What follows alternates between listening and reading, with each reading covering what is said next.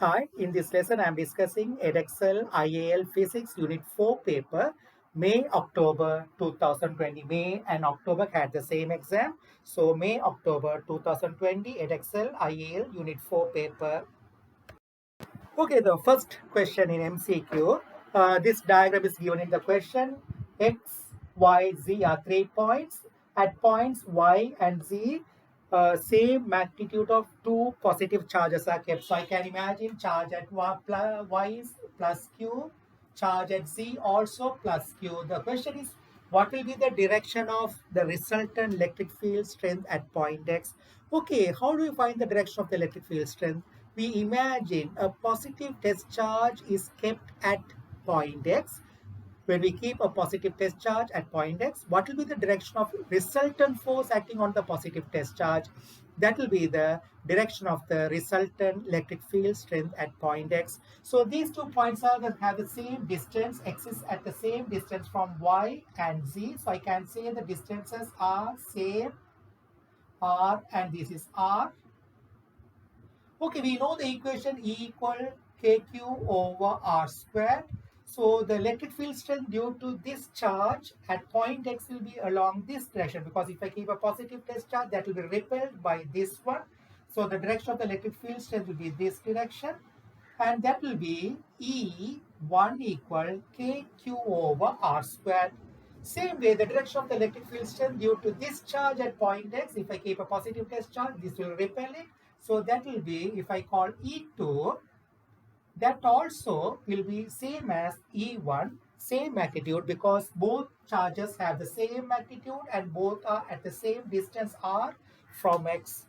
Okay, so when I think about these two electric field strengths, they will have the same magnitude. Okay, so you know electric field strength is a vector quantity. I need to find the resultant vector of these two vectors. So we'll resolve them horizontally. If I resolve them horizontally, they will make the same angle with horizontal line, because this distance same, and they have the same magnitude. So these angles will be the same. If I resolve them, the horizontal components will cancel each other.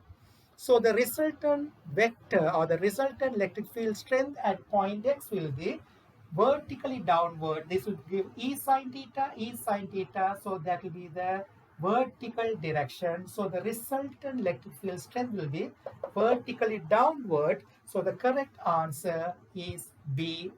Question number 1, correct answer B. Okay, second question. This reaction equation is given: decay of neutron into proton, electron, and electron neutrino. The question is, which of the following conservation laws is violated? So answer, four different answers are given: baryon number, charge, energy, and lepton number. So we'll check one by one whether these are conserved or not. So first one is baryon number. So you know neutron is a baryon. So baryon number is +1. Proton is a baryon which is made of 3 quarks, baryon number +1. Electron is a fundamental particle, it's a lepton, so its baryon number is 0. Electron neutrino also lepton, so baryon number 0. So total baryon number before decay is equal to total baryon number after decay, so that is conserved. Second one is charge. When you think about charge, neutron is a neutral particle, proton charge is +1, electron is -1 charge, electron neutrino is neutral, so that also conserved before decay and after decay. Total charge is conserved. Third one is energy, they are saying. So energy, here we can't analyze because the numerical values are not given. So we'll leave it up to now. Then third one is lepton number. You know lepton number is +1 for leptons, 0 for any other quark or any other particles such as quarks, baryons, mesons, everything will have lepton number 0. So you know neutron is a baryon, lepton number is 0. Proton is a baryon, lepton number 0. Electron is a lepton, so it's +1. Electron neutrino is also lepton, so +1. Anti-electron neutrino is anti-lepton -1, but this is electron neutrino, not anti-electron neutrino. Anti-electron neutrino is -1. This is electron neutrino, so lepton number again +1. So before decay, lepton number 0. After decay, if you think about the total lepton number +2, it is not conserved. So the correct answer for question number 2 is lepton number, that is answer D. Okay, question number 3. A circuit is given, symbol circuit, a capacitance of capacitor C.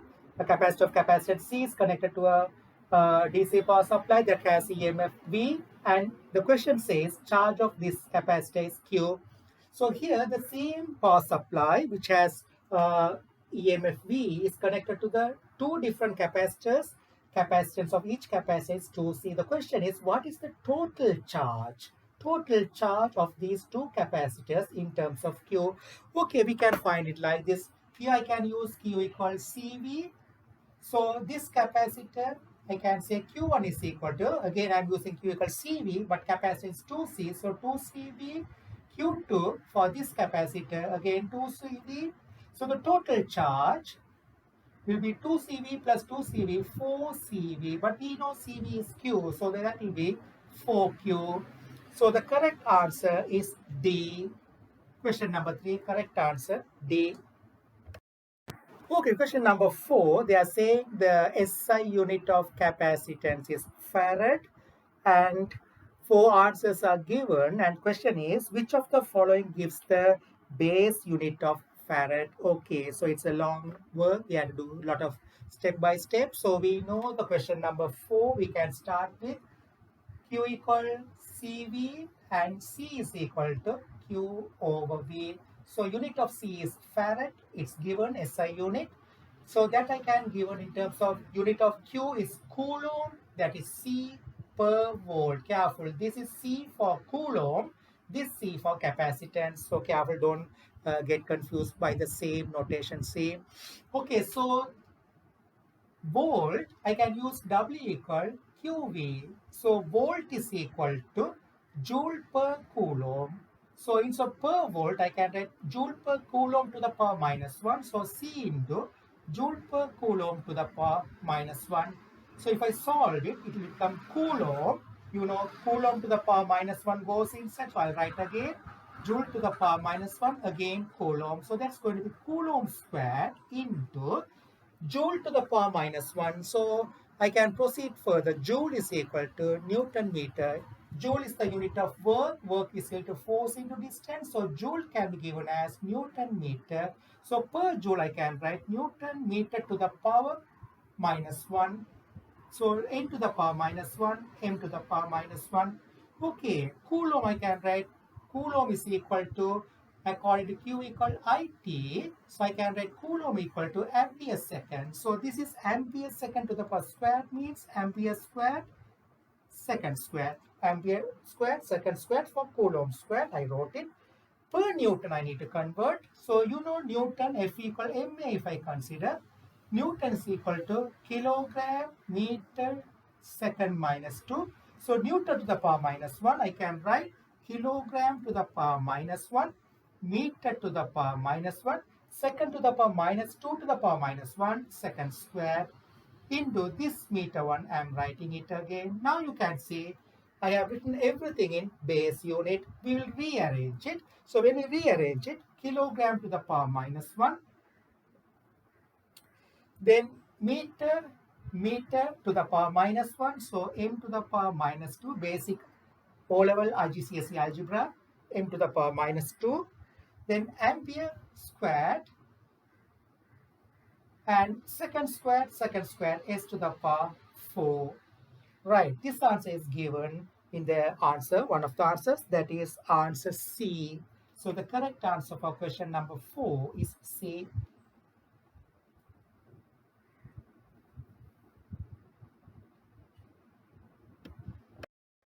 Okay, question number 5, it says a gas molecule is hitting the wall of a cylinder as shown in the diagram, and it's bouncing off like this. So it makes same angle before and after collision. The question is, also it says the mass of the gas molecule is m and the contact time during collision is given as t.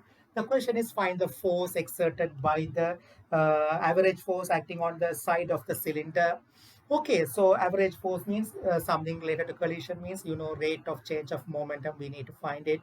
Okay, when we think about the velocity before, momentum is changing due to change in velocity. So before collision, the direction of the velocity parallel to the wall of the cylinder is v cos theta. After collision also V cos theta. So there is no change in velocity in vertical direction. So there is no force due to these velocities. So I can say there is no force in vertical that parallel to the direct along the vertical direction or parallel to the wall. There is no force, right? So the force is due to the horizontal component of the velocity. So if I think about the wall like this and the velocity before collision is this direction, v cos theta. So the momentum before collision, if I say pi, that is equal to mv cos mv sine theta, sorry, mv sine theta. The component of the velocity perpendicular to the wall before collision is v sine theta. So the momentum before collision is mv sine theta. After collision, the momentum will be this direction. I can call PF, final momentum. MV sine theta have the same magnitude, but the direction is inverted. So that means in terms of direction, there is change in momentum perpendicular to the wall of the cylinder. So what is the change in momentum? Delta P, that will be along the direction of the impulse. When the molecule hits the wall, the molecule will exert force on the wall this direction. Wall will exert force on the molecule this direction. We know rate of change of momentum is the force. So force on the molecule is to the left, means change in momentum also should have the direction the same. So I can use delta P to the left because force is going to be left. We know that on the gas particle. I'm using delta P, change in momentum, for the gas molecules, which is to the left. So final momentum minus initial momentum. Final momentum is to the left. So mv sine theta minus, because change in momentum means final momentum minus initial momentum. So that minus I put here. Initial momentum is to the right, but I'm taking to the left positive. So minus mv sine theta. So that's going to be 2mv sine theta to the left for the gas molecule. That is the change in momentum. So force on the gas molecule, F, will be change in momentum over time taken. So that will be 2mv sine theta over t. That will be to the left. So force on the wall will be the same in opposite direction. Why? According to Newton's third law. So force on the wall also 2mv sine theta, but that will be to the right. So the direction is not asked in this question, only the magnitude they are asking. So 2mv sine theta, answer D. Okay, question number 6. Oil drop which has mass m and charge q is floating or at rest between oppositely charged parallel plates. So potential difference between the parallel plates is V. This is the positive plate, this is the negative plate, and the distance between the plates is D. It's floating. So that means the question is, what will be the charge on the oil drop? So the question is, what is the charge on the oil drop? So we know the forces acting on the oil drop should be weight of the oil drop, mg, and the electrostatic force, Fe, and they should balance each other. Since these forces are balancing each other, the oil drop is at rest. So I can say Fe equal to mg. Fe means QE equal mg. Between parallel plates, the electric field is uniform, so we know E equal V over D. So Q into V over D, V is the potential difference, equal mg. So Q is equal to cross multiply mgd over V. So answer is C. C is the correct answer. Okay, so here the diagram is given. There's uniform magnetic field directed to the right, and a proton is entering into the magnetic field as shown in the diagram. So the velocity of the proton will be along this direction. So I can say velocity v. The question is, what is the direction of the force acting on the proton? We know, if I know the angle, this is theta. The force acting on the proton is given by F equal BQV sine theta. You know what is V sine theta? V sine theta is the velocity perpendicular to the magnetic field. V sine theta is the component of the velocity perpendicular to the magnetic field. So I should consider the component of the velocity perpendicular to the magnetic field. That is, I can say v sine theta, or I can say, yeah, v sine theta. Okay, so I can use the Fleming's left-hand rule now. The direction of the magnetic field, this direction. Velocity, this direction. We should consider the perpendicular component of velocity. It's a positively charged particle, so the direction of the velocity and the direction of the current flow will be the same, according to conventional sign. If a negatively charged moves, the direction of the current produced due to the motion of negative particle, the current flow will have opposite direction if it is a negative particle. But if it is a positive particle, the direction of the current flow and the direction of the velocity of the positive charge will be the same. So this is proton positive charge. So the velocity, we should consider the perpendicular component according to this equation. So this is the direction of current flow.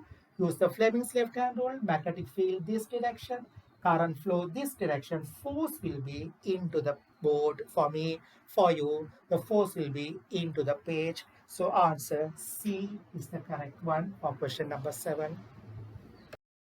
Okay, so this question is given in words, but I drew the diagram. So the question says, the diagram is not given, I drew it. So there are two charges, plus Q and plus 2Q, are kept a distance d apart, and the force acting on those charges, they will have the same force, because according to Newton's third law, force will be the same, that is given by F. Now the question is, now another two charges plus 2Q and plus 4Q are kept at distance 2d apart. What will be the force acting on these charges in terms of F? Okay, simple. I can say F is equal to, for the first diagram, I can say F equal K, F equal K, Q1, Q2 R squared. So K, Q1 is Q times 2Q over D squared. So that will be 2K Q squared, 2KQ squared over D squared. Now I can say the force acting on these charges F1 means this also F1 according to Newton's third law. The forces will be the same, F1, F1. I need to find F1 in terms of F. So we can say F1 is equal to, again I'm going to use the Coulomb's law, F equal K, Q1, Q2 R squared. So K, Q1 is 2Q into 4Q over R squared is 2D all things squared. So that's going to be 4 into 2, 8K Q squared over 4D squared. So that's going to be 2K Q squared over D squared. So this also 2K Q squared over D squared. This also 2K Q squared over D squared. So F1 is equal to F. So here also they will have the same magnitude of force as here. So the correct answer is C. Answer C for question number 8.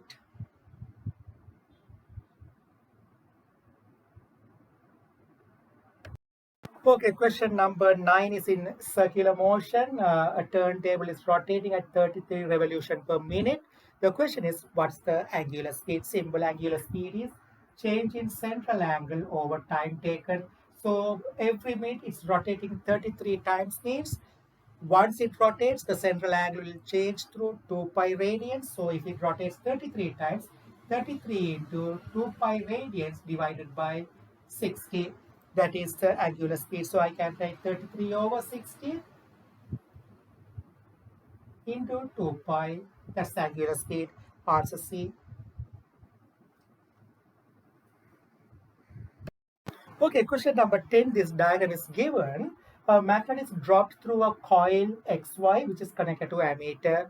The question is, when the magnet approaches, when the north pole approaches the end X, what will be the polarity, magnetic polarity of X? And when the magnet leaves the Y, what will be the polarity at Y? That is the question.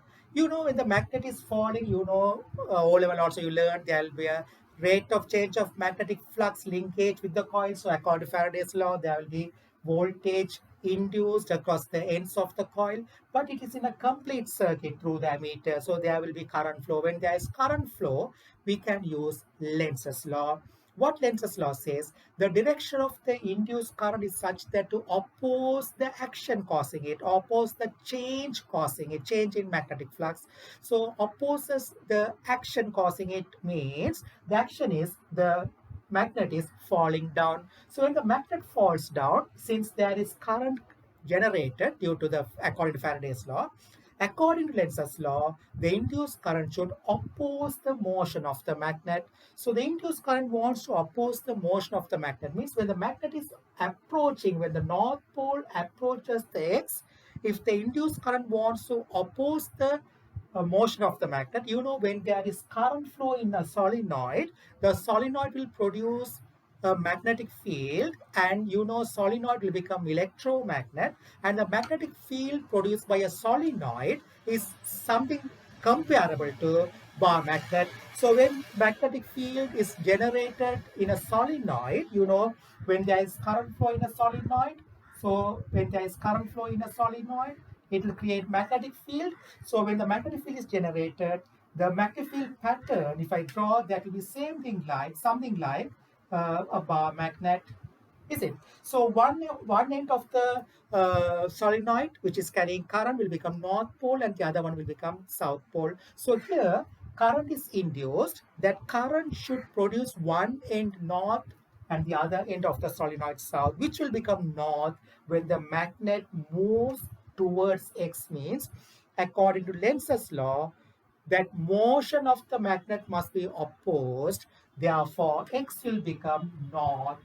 X will become north when the magnet approaches, when the north pole approaches the index.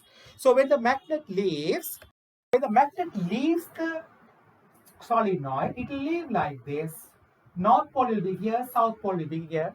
So again, there is rate of change of magnetic flux and there is induced current. So that induced current, according to Lenz's law, oppose the motion of the magnet. So here, the induced current should oppose means the induced current should exert a force on the magnet this way. So this end should become north. Then only north and north can repel each other, oppose the motion.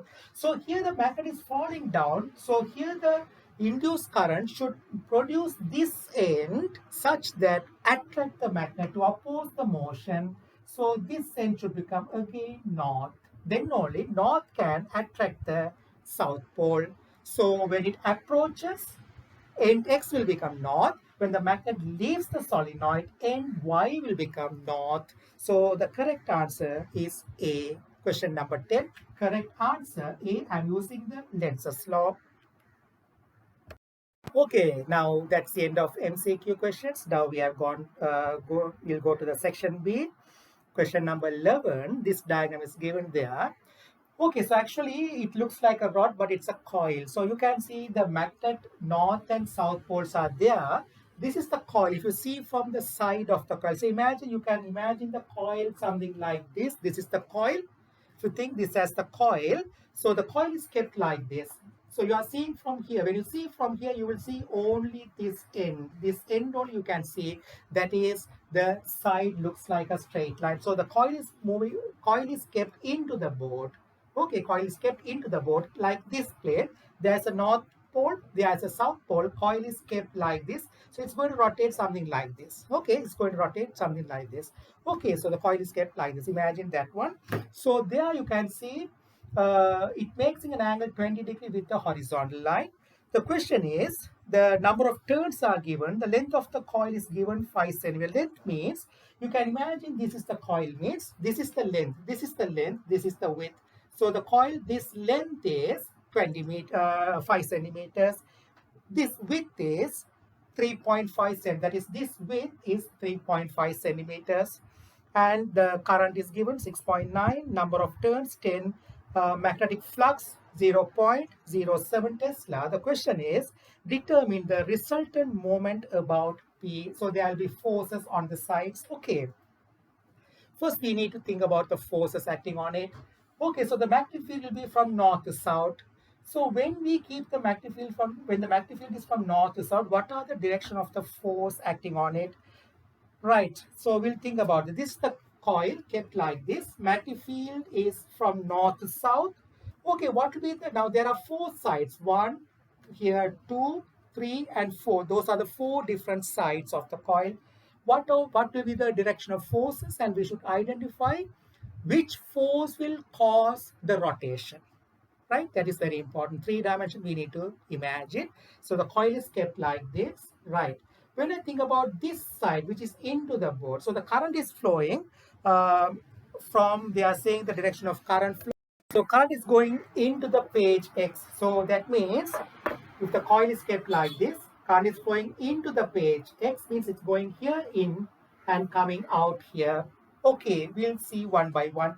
What will be the direction of force on that side? The side which is going into the board, what will be the direction of force? Use the Fleming's left hand rule. Magnetic field this way. The current is into the board, right? The force will be vertically downward. Can you imagine it? The magnetic field, now you can imagine this side, you can imagine this side, right? If I think about, yeah, so if I think about this calculator as a coil, right?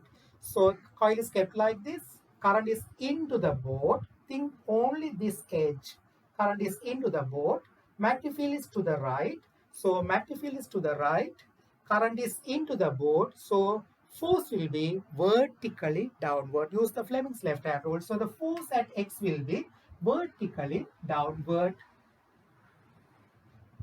Same way, on the other side, which is coming out of the board. So if the current goes here into the board along this side, current will come out of the board. So there the force will be upwards. So the force will be here upwards.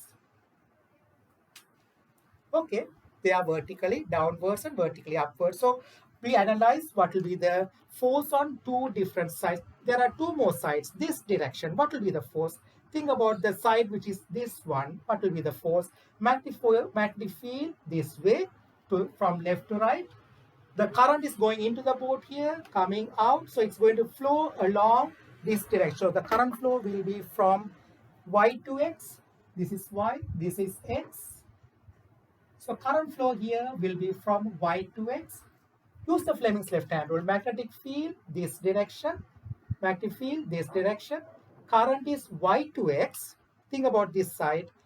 Magnetic field this direction. Current is Y to X. So that current is not in perpendicular to the magnetic field.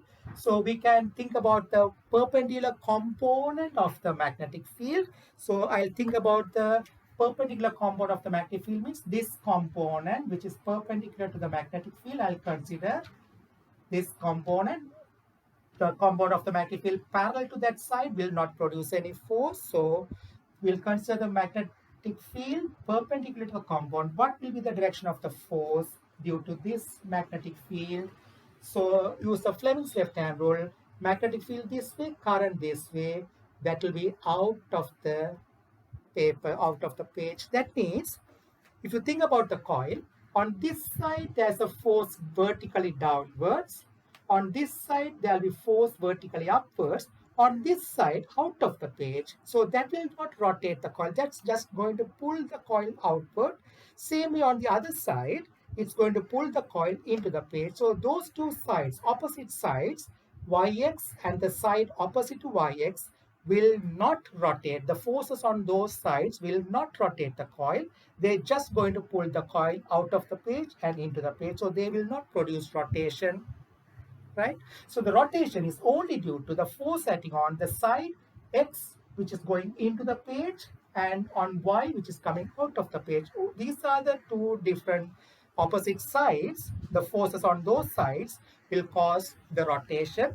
The force on this side is downwards, force on this side is upwards. Simple. Imagine in 3 dimension.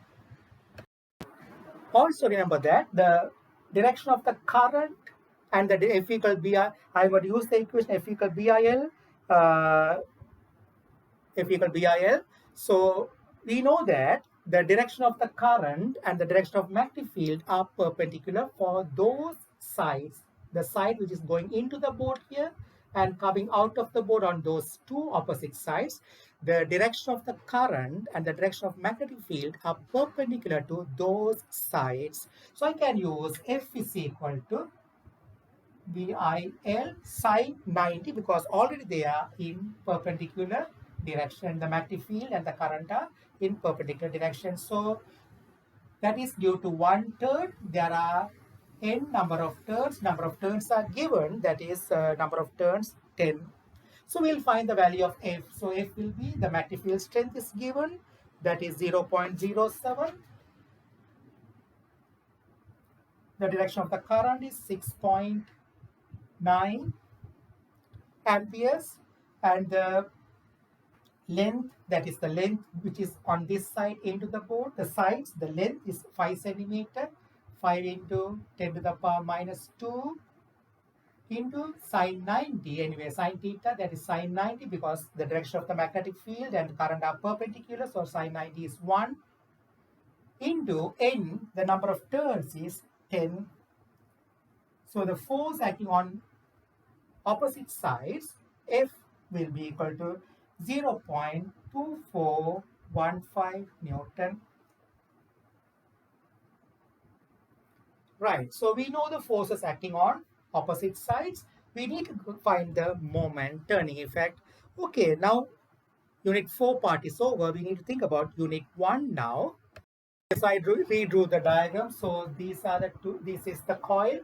The two forces are acting here and here. This length is given, the total width of the coil is given 3.5 centimeter. P is the mid of that coil. So this length is half of it, 1.75. So you know I need to find the perpendicular distance from pivot. Pivot is the P. So that perpendicular distance is 1.75 cos 20. Same way, here also I need to find the perpendicular distance to this force from P. So this distance again 1.75 cos 20. So the turning effect, what will be the turning effect about P? What will happen about P? This will cause the turning effect this way. This also will cause the turning effect this way. So the total turning effect about P, or turning effect or moment about P, equal the force 0.2415 into the perpendicular distance 1.75 cos 20, that is in centimeter, convert to meter, divide by 100, plus the same thing again, or I can multiply it by 2 because same thing I had to write again. Okay, I'll write it again, 0.2415 into 1.75 cos 20 over 100 into, right. Okay, so the final answer will be, the total moment will be 7.94 10 to the power minus 3 Newton meter. That's the final answer.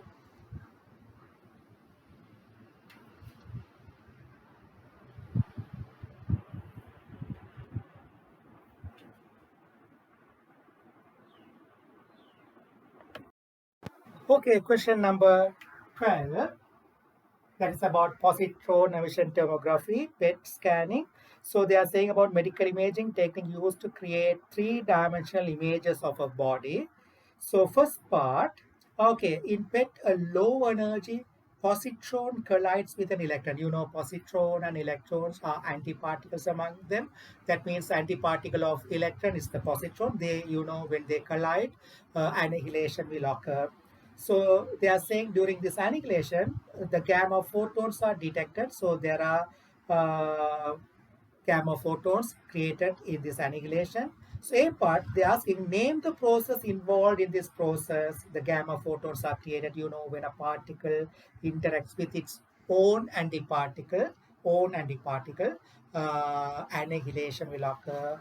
Their photons will be created. So answer for the question number 12, A part, annihilation. Okay, B part, calculate the maximum wavelength of the gamma photons produced.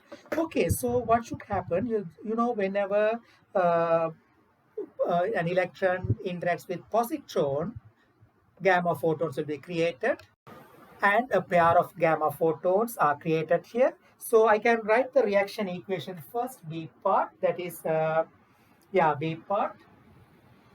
an electron annihilates with positron, which causes 2 gamma photons. So the question is, calculate the maximum wavelength of the gamma photons produced. Okay, so here we should know total mass energy is conserved. So they are saying here, in a PET, a low energy positron collides with an electron, low energy positron. So that means positron has kinetic energy, but that is low energy positron collides with an electron to produce a pair of gamma photons. So the positron is in motion, but it has low energy, means we might think it as, we can consider the kinetic energy almost zero, because the question is find the maximum wavelength. Okay, you know, when annihilation occurs, total mass energy is conserved. So I can say here kinetic energy of the electron plus I should consider initial total mass energy, but I can't add mass with energy because they have different units. So what should I do? I should find the equivalent energy of mass, then I can add the equivalent energy of mass with the kinetic energy. So kinetic energy of electron plus MEC square plus kinetic energy of positron plus m positron C square is equal to 2 times energy of the photon. Energy of the photon is given by E equal HF. So I can say HC over lambda. Okay, HF, F equals C over lambda. Okay, so here I need to find the maximum amount of wavelength. So this is the initial total mass energy. I can name it as capital A. So I can say E is equal to 2hc over lambda. So lambda is equal to 2hc over E. I want the maximum, means E must be the minimum. E must be the minimum to get the maximum wavelength. So lambda max means E must be the minimum. E must be the minimum means, how can I get the minimum E? I can't make the mass zero for electron. I can't make the positron mass zero, but I can consider the kinetic energy of the electron zero as well as kinetic energy of the positron zero. By considering kinetic energy of electron before annihilation is equal to zero, kinetic energy of the positron also zero, because they are saying low energy positron. So when I consider each of their kinetic energy negligible, I will get the lowest value of initial total mass energy. So initial total energy becomes lowest, I will get the maximum wavelength. Okay, so E minimum I should write. So what will be the E minimum? 2 times mass of electron into C square, because mass of electron is same as mass of positron. So I should consider this is equal to 0. This is also equal to 0. We know MEC square is same as ME plus C square, because mass of electron is same as mass of positron. So I can say mass initial minimum energy is equal to 2 times mass of electron C square. So lambda max is equal to 2hc over 2mec square. 2 and 2 get cancelled. hc over c square. 6.63 10 to the power minus 34 into c. So c squared, they get cancelled, over 2 and 2 get cancelled. Mass of electron given in the data sheet 9.11, 10 to the power minus 31 into 3 into 10 to the power 8.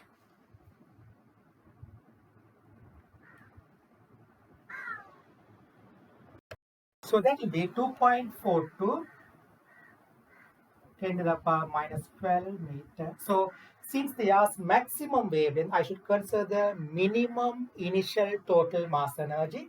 To have minimum initial total mass energy, the kinetic energy of the electron and the kinetic energy of the positron before annihilation must be equal to 0. So the initial total mass energy, which is minimum before collision will be, before interaction will be 2 times mass of electron into c square, because mass of electron is same as mass of positron.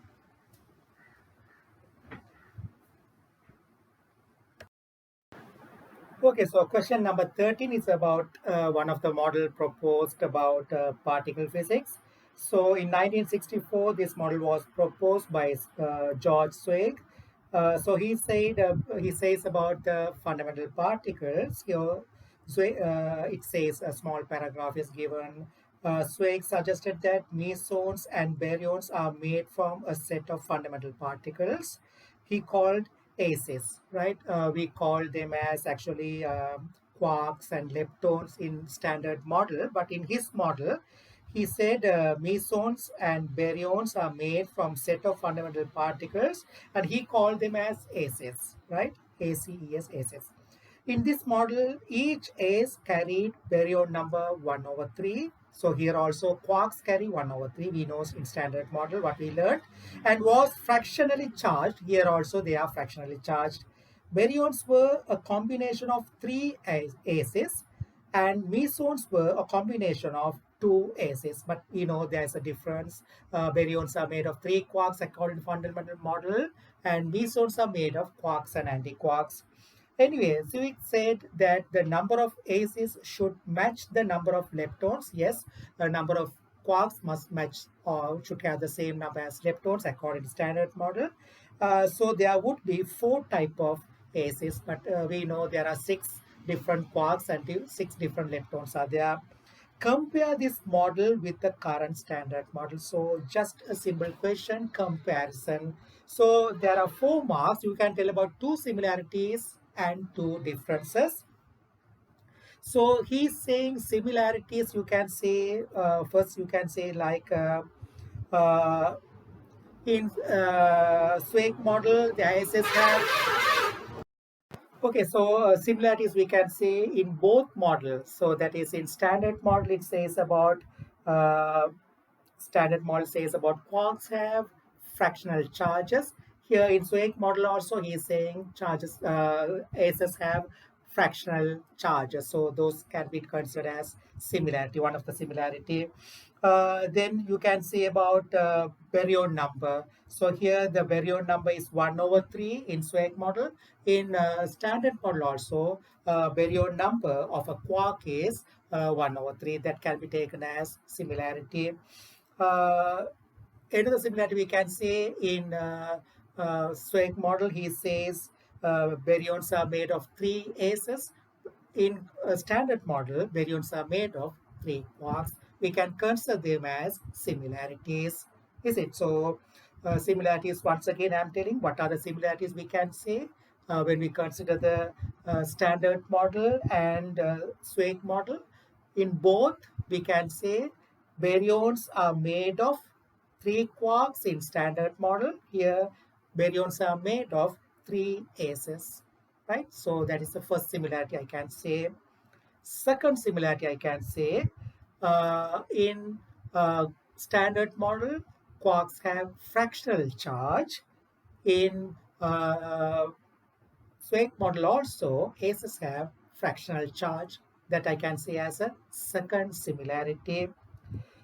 Then third similarity I can say in standard model, baryon number of a quark is 1 over 3.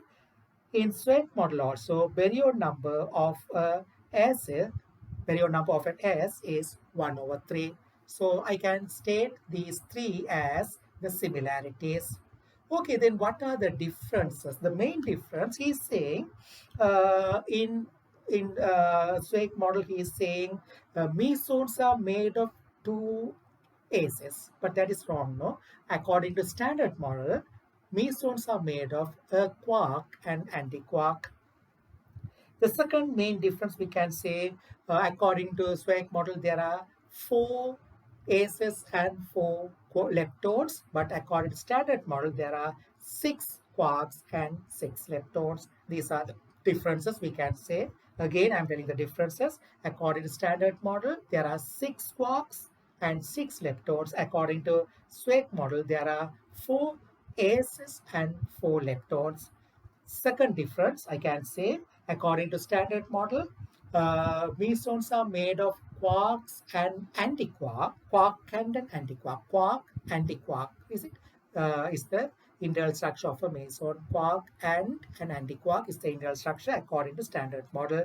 But according to Swig model, meson is made of two A's, right? So those are the differences we can say. Okay, question 14 about Rutherford alpha particle scattering experiment. It almost came several times in the past papers. So in 1911, Rutherford concluded that the atom has central charge contained in a very small volume. Explain how the results of the experiment led to this conclusion. Okay, so how do we come to know how Rutherford came to know that central part uh, contain a very small volume which consists of most of the uh, mass and the charges. Okay, so we can say like this: almost 1 in 8,000 alpha particles bounced off. You know, few alpha particles went straight. These are the three observations. You know, all of you learned that in IGCSE also. Most of the alpha particles went straight through the gold foil. Few alpha particles has deflection less than 90 degree. 1 in 8,000 alpha particles. So that's important for this question. 1 in 8,000 alpha particles almost bounce back. If you say that, you will get 1 mark. What do you mean by that? Only that small fraction of the alpha particles are able to come closer to the concentration of charges. Only that small fraction of the alpha particles, that is 1 in 8,000, is able to interacted by small or are able to come closer to the most of the charge of the particle